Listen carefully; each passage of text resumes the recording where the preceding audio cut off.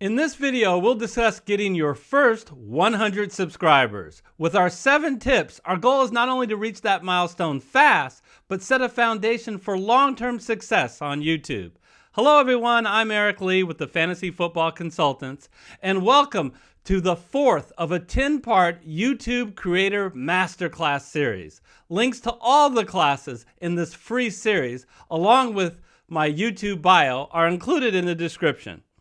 All of the tips and suggested tools in this masterclass series are free, but it's not just about money. Time is the most valuable commodity of any new YouTuber. This series focuses on the best strategies at the appropriate time in your YouTube journey, maximizing the results of your efforts. Let's go to those 7 tips. The first tip is test out your videos. You want to record as many different topics within your niche. As a new YouTuber, this is the time to experiment and see how well the different videos perform.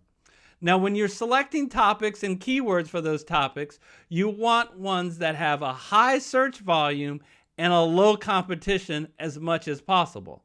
I'll give you an analogy which hopefully solidifies the point.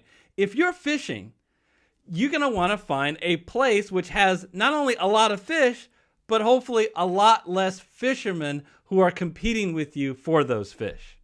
The second tip is create a subscription link. Here's some basic logic for you. If you want people to subscribe to your channel, make it super easy for them to do so. And that's what a subscription link accomplishes.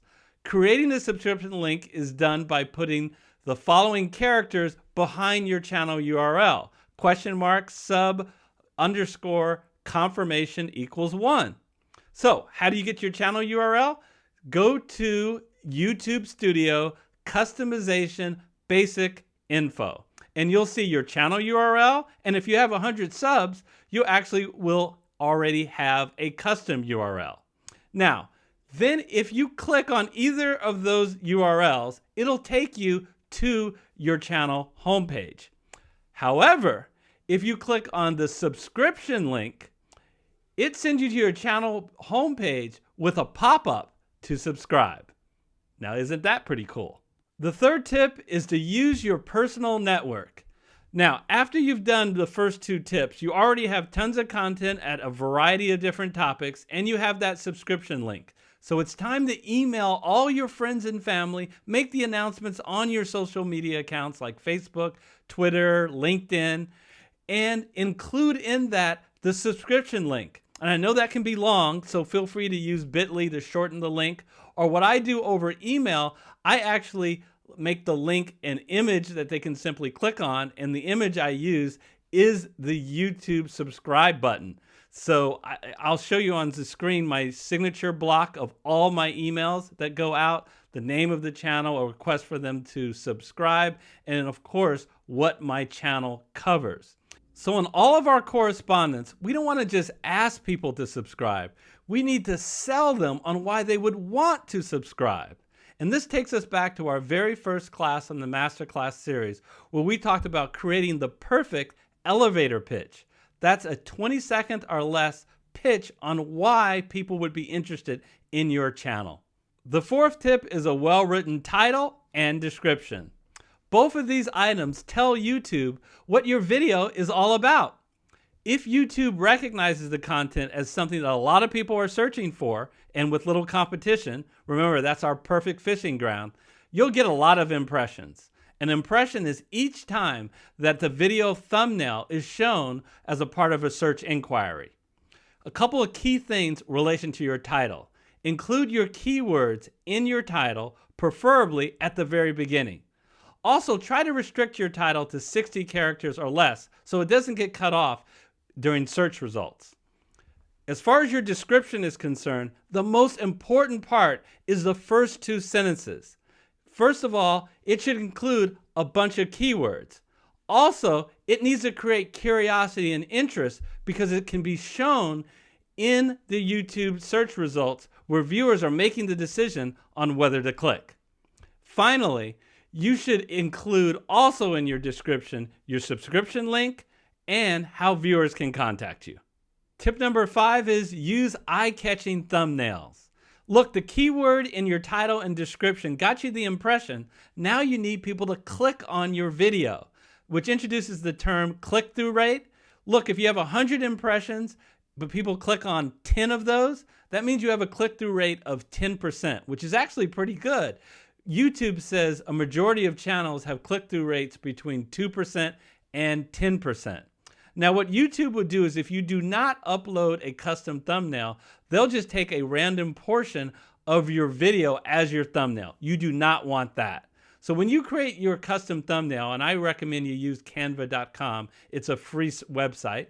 Research says use a face, and if you're going to use words, just use a very few words so it can stand out and easily be read at a glance. Analyze competitors in your niche to get ideas for your thumbnail. Finally, we're going to cover a lot more on thumbnails later in the Masterclass series in video number 7. Tip number 6, streamline your intros. You found the perfect fishing spot. You've got the great bait and they took the bait. They clicked on the video. All you have to do is reel them in. But you'll lose them with a long, boring intro. Oh, guys, you've got to script your intro. Tell them all the key attention-grabbing things your video will cover, and then get to the promised content as quickly as possible. Here's a common mistake, giving a lot of background on yourself. Here's a hard fact. Your new viewers care about the topic, not you. So go to the YouTube analytics under Reach. There's a great tool that'll tell you your audience retention on your video in the first 30 seconds. If you see a major drop in the first 30 seconds, then you need to work on your intro. All right, everybody, if you made it this far to the video, please click the like button followed by the red subscriber button. I would genuinely appreciate it. All right, tip number 7, make a video publish schedule and stick to it. Here at the Fantasy Football Consultants, we upload videos and publish them every Wednesday during the NFL season. Our viewers expect it, and it becomes like appointment television. And as soon as the video comes out, we get a lot of people clicking on it, which is what you want for your channel. Now, if you're not dealing with time-sensitive content, what you want to do is stay ahead by recording a lot of extra shows so you have shows in the bank. That way, if you go on vacation or you get sick, you don't fall behind schedule and miss a week. Now, the one thing you don't want to do is simply disappear and stop uploading videos. This is the #1 challenge that we've had on our channel. Why? Because previously, the Fantasy Football Consultants only did content during the NFL season. And even though we told our viewers of this, and I think they understand, it greatly hurts our momentum and our growth in our channel because we take this 6 months off. So now we're doing the Masterclass series and other content in the off season so we don't disappear for such a long period of time.